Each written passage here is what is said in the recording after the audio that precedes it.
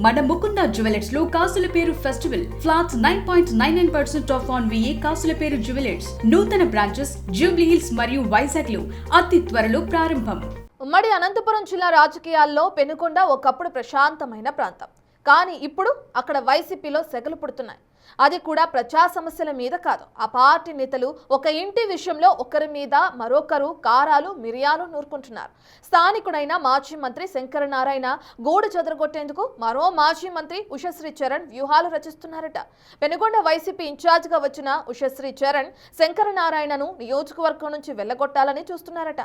అధిష్టానాన్ని అడ్డుపెట్టుకుని జరుగుతున్న ఈ పాలిటిక్స్ వెనుక ఉన్న అసలు మాస్టర్ ప్లాన్ ఏంటి?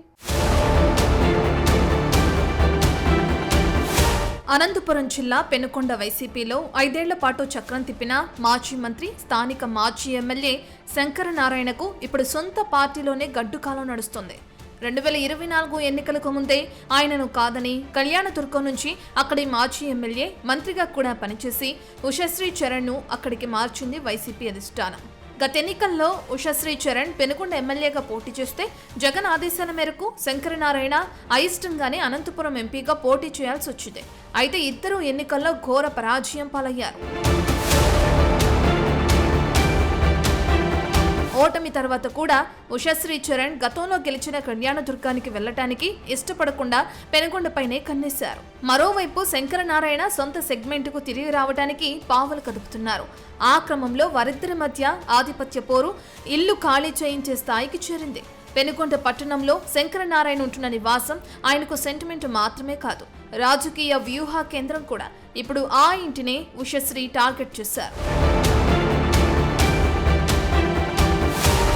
నియోజకవర్గ ఇన్ఛార్జిగా తనకు సరైన కార్యాలయం లేదని, గతంలో పార్టీ పరంగా నిర్ణయించిన ప్రాంగణాన్ని తిరిగి కేటాయించాలని లేదా శంకరనారాయణ ప్రస్తుత నివాసాన్ని ఖాళీ చేయాలని ఆమె పట్టుపడుతున్నారు.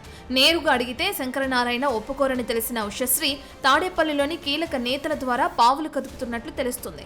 పార్టీ ఇన్ఛార్జికు పవర్ ఉండాలి, అది ఆఫీస్ నుంచే మొదలవ్వాలని అధిష్టానం వద్ద పంచాయతీ పెట్టినట్లు సమాచారం. అయితే శంకరనారాయణ కూడా తక్కువ తినలేదు. తాను లోకల్, ఉషశ్రీ నాన్ లోకల్ అనే కార్డును బలంగా వాడుతున్నారు. తాను మంత్రిగా ఉన్నప్పుడు ఈ జిల్లాకు ఏమేం చేశానో అందరికీ తెలుసని, ఇప్పుడు కేవలం ఒక ఇల్లు లేదా ఆఫీస్ కోసం వేధించడం అంటే తనని రాజకీయంగా సమాధి చేయడమే అని తన సన్నిహితుల వద్ద ఆయన వాపోతున్నారు. అయితే శంకరనారాయణకు క్యాడర్ సపోర్ట్ బాగా పెరుగుతుంది. శంకరనారాయణకు ఉన్న పాత క్యాడర్ ఇప్పుడు ఉషశ్రీకి వ్యతిరేకంగా మారుతుంది. ఆమె వైసీపీ పొలిటికల్ గేమ్లో భాగంగా వలసొచ్చారని, రేపొద్దున మళ్లీ ఎక్కడికైనా వెళ్లిపోతారని, కానీ శంకరనారాయణ లోకల్, ఇక్కడే ఉంటారని ప్రచారం మొదలుపెట్టారు. ఆ క్రమంలో అధిష్టానం నుంచి ఉషశ్రీకి సహకరించాలని వచ్చిన ఆదేశాలను సైతం శంకరనారాయణ పట్టించుకోవటం లేదట.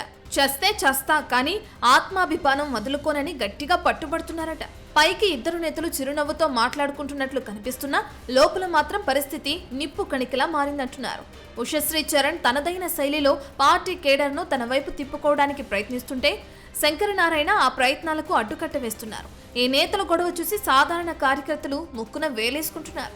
టీడీపీ ఎమ్మెల్యే సవిత నియోజకవర్గంలో పర్యటిస్తూ తన పట్టు పెంచుకుంటుంటే వైసీపీ నేతలు మాత్రం నా ఇల్లు నా ఆఫీస్ అంటూ కొట్టుకోవటం పార్టీని బలహీనపరుస్తుందనేది వాస్తవం. అధికారంలో ఉన్నప్పుడు వెలిగిపోయిన మాజీ మంత్రులు ఉషశ్రీ, శంకరనారాయణలు ప్రతిపక్షంలోకి రాగానే ఉనికి కోసం పోరాడాల్సిన పరిస్థితి ఏర్పడడం చర్చనీయాంశంగా మారింది. ఉషశ్రీ చరణ్ ఒత్తిడికి తలొగ్గి శంకరనారాయణ పెనుకొండ నుంచి తప్పుకుంటారా, లేక పెనుకొండ రాజకీయాల నుంచి ఉషశ్రీని సాగనంపే వరకు పోరాడతారా? అధిష్టానం ఈ ఇంటి పంచాయతీని ఎలా సెటిల్ చేస్తుందో చూడాలి. ఏదేమైనా ప్రస్తుత ఆధిపత్య పోరే కొనసాగితే పెనుకొండలో వైసీపీ కోలుకోవటం కష్టమేనని రాజకీయ విశ్లేషకులు హెచ్చరిస్తున్నారు.